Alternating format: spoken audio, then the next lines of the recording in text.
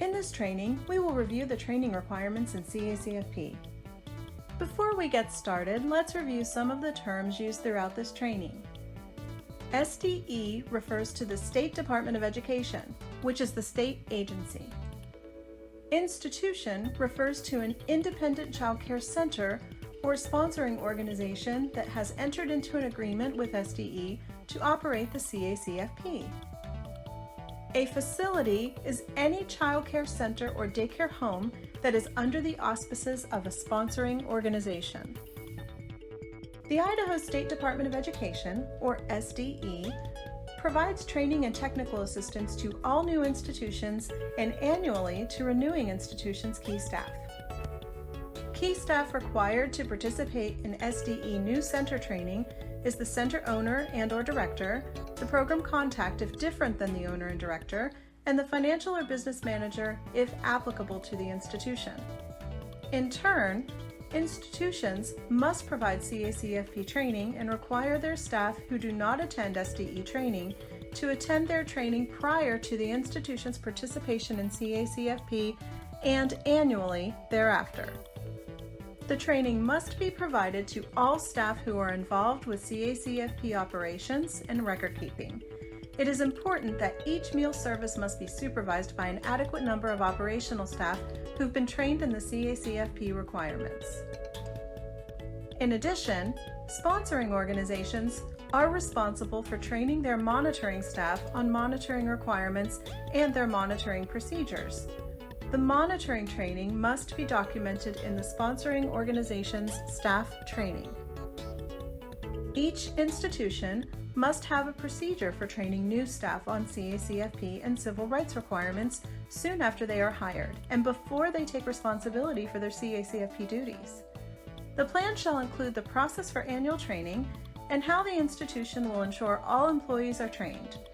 This includes employees that miss annual training. It is important to provide adequate backup within the organization or facility. To do this, more than one staff person should be thoroughly trained in each CACFP function. Each year, the program contact is required to attend the SDE CACFP annual training, and additional key staff may be requested by SDE to attend as well.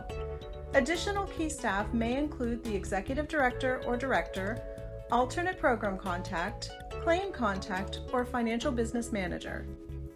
Mandatory annual training occurs in August of each year and may be a combination of online and in-person training.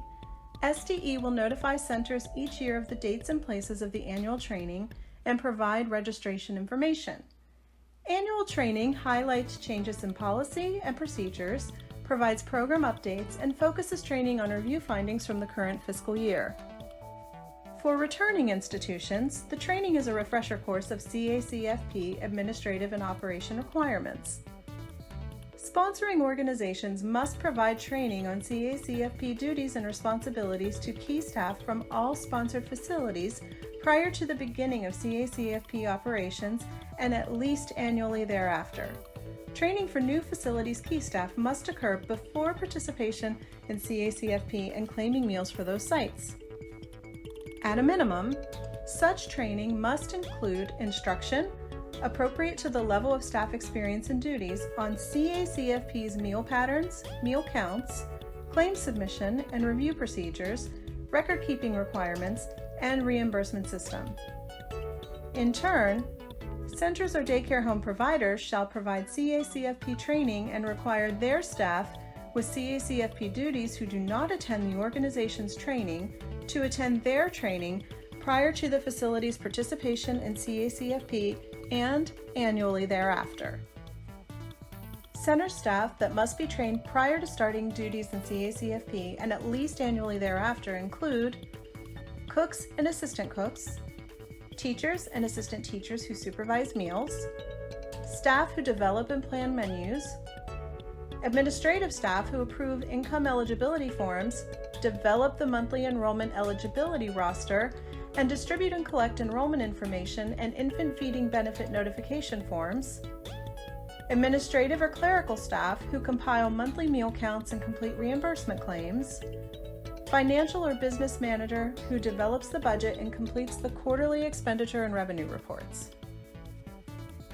Minimum training requirements in the Child and Adult Care Food Program are meal pattern requirements for the different ages of participants, serving sizes for the different age groups, how to serve meals to participants, how and when to take meal counts, how and when to record attendance, menu planning, how to complete and use menu production records to plan and prepare meals, how to ensure meals provided by vendors meet CACFP requirements, meal service styles such as family, cafeteria, or combination style, sanitation and kitchen safety requirements, how to approve income eligibility forms, how to complete the monthly enrollment eligibility roster, civil rights requirements, and remember, this must be provided to all center staff, accommodating children with special dietary needs, 25% certification of free or reduced price eligibility for for-profit organizations, and monitoring and training requirements.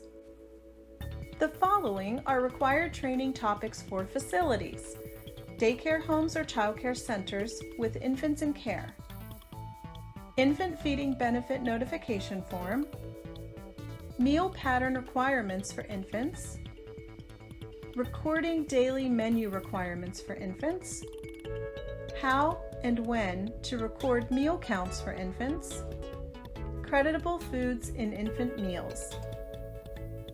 Recommended training topics for CACFP staff include encouraging healthy eating habits, how to incorporate more whole grain foods, vegetables, and fruits into menus, ways to encourage participant milk consumption, and developmentally appropriate physical activities for young children. All training must be documented with the following: the date, time, and location of training, the name of the trainer, the topics covered, the names, positions, and signatures of staff in attendance, and the training material used. Institutions may use the CACFP staff training form to document staff training, or they may develop a form of their own. The CACFP staff training form is located in My Idaho CNP under Download Forms. We encourage institutions to train their staff more frequently than annually, ideally on an ongoing basis. Periodically, SDE will issue new or revised policy through memoranda that may require additional training of the institution or facility staff throughout the year. To determine staff training needs, institutions should review past training documentation, monitor a meal service, monitor record keeping, and read recent USDA memoranda and correspondence. Information on training requirements is also located in the CACFP manual under the Independent Center Sponsoring Organization of Centers and Sponsoring Organization of Daycare Homes manual sections. Please review the manual section that applies to the institution type. Here is the SDE sample CACFP staff training form. SDE uses the Child Nutrition Programs Training Portal to train new and renewing institutions. In the portal, the institution key staff may access online trainings and register for in-person trainings. In addition, institutions may use the training portal to train their staff. There are several other resources institutions may use to train their center staff on CACFP requirements. Check out the USDA Team Nutrition website for handbooks, training PowerPoint slides, quizzes, worksheets, webinars, and more.